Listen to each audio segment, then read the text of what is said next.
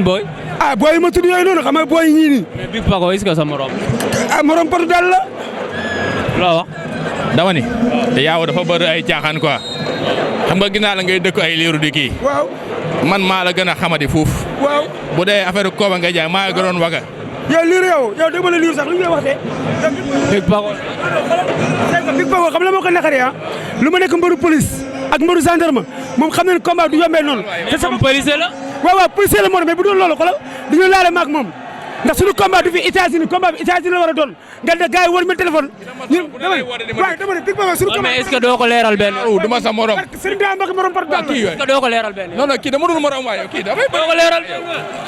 kii daa bëre ak moom. doo ko leeral. day suuf. mais bi kii doo ko leeral benn. waaw. kii barke Nabal Moustapha bu ma barke Khalifa Ababacar Sy kii bu. kii tàggul ay mbokam sax. xam nga policier yëpp samay forcé lañu. nee nañu ma yow sa combat yaa ko Big Paco. mais attends yow da Big kaful de. kan moo kaf. boo ko joxee sama du ko jël.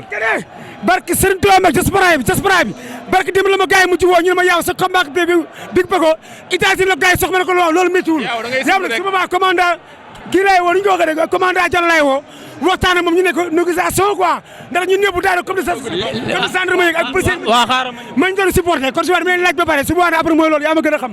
man looy wax ci loolu. boo bëggee ñu maye ko léegi. yow ak moom. boo bëggee nañ ko maye léegi. ko promoteur yi tàggee nga bëre. ko maye soo ñu mag kii yow day yow da ngaa fekk fu ñu bare yow. barke sëñ Tuubaa Mbacke pare naa man maa ngi nii. bu ko gars yi tàggee nga bëre. waaye kii damaa xëcc kawam kii damaa xëcc moom. waaw kii damaa xëcc. day suuf barke day suuf. waaw mais foo ne.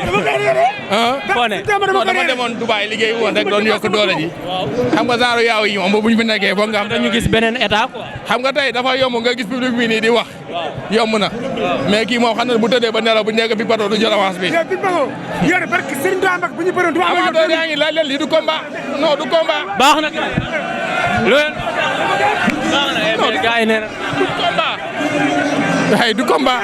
dina xam ni combat la. wallaahi azim Big Paco bu nee tur lii moom du sori te man su ma nee tur ma naan lii ba fàttali ñu ma daan. kon fii dama nekk lii du Big Paco bi moo taxaw yow xam nga bu baax. waaw dañu gis état bi quoi. xamal la ay comprimé lay naan yaa ma dégg ak pigiru man nag naturellement laa yor. da nga demoon Dubaï mais gis nañ état bi macha allah. waaw c'est normal parce que damay bëreeg wulli aussi bëreeg moom dominé ko jeexee bi mais boo gisee problème masse la ma soon ak doole ci combat bi c'est normal aussi samay mbokk yëpp ma dem ak ñi may jàppale aussi pour ma dem yokk sama masse yokk sama doole parce que boo yi bëri fi yëpp maa ngi ñoom war nañ ma ni bëri di laale mais boo yorul masse bi ñu yor bëgg a yor athlète rek doo si génn. mais gars yi dem Angleterre ñi di dem France yow nga dem Dubaï. waaw Dubaï gis naa fa lu baax na climat bi baax na saali baax na lekk yi baax na te changement am na foofu macha allah foofu moom Dubaï moom dama naan boo fa dee bu la dee ajana am na di nga gëm ne ajana am na. Badou ajana am na foofu. waaw ma yaa aussi dama koy féliciter sama adversaire la mais ça n'empêche que man mbër mu may suivre depuis temps booy daan na ñëw Mbour di bëree buy bëree ak Maysa Catalina man maa daan toog ci mukaayam kon tey bu ñu nee mooy dégg ci làmb fierté la pour man amul problème. mais doon na ngénte démb wuli. waaw wuli maa ngi koy féliciter mais dama am fu ma génn dama génnoon Dakar dem moo tax demoon ci ngénte mais maa ngi koy féliciter waroon naa fa dem mais yaaw aussi mais su ma paree ci wuli yaaw man amoo problème yaaw bu ñu ma joxoon avance mosuma ma jël ko man amoo problème boobu mais na xam ni yaaw ñaata bañ moo dem. man état bi nii mooy loolu quoi. buñ paree yaakaar naa 6 bañ dem. damay ragal ñu bare ma dem uti protestant déggoo ma de.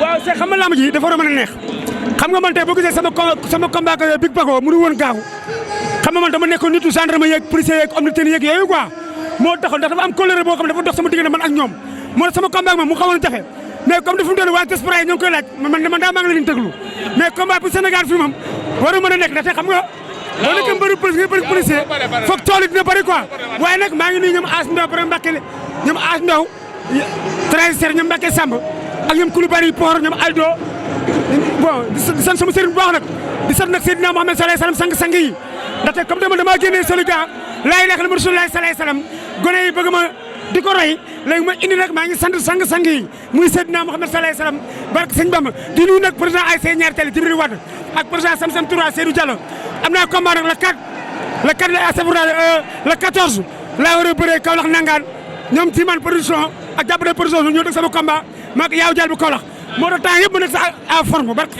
wasalaam dinañ fa ñëw. waaw ñu lay ziar di leen encouragé di wax ne yàlla baax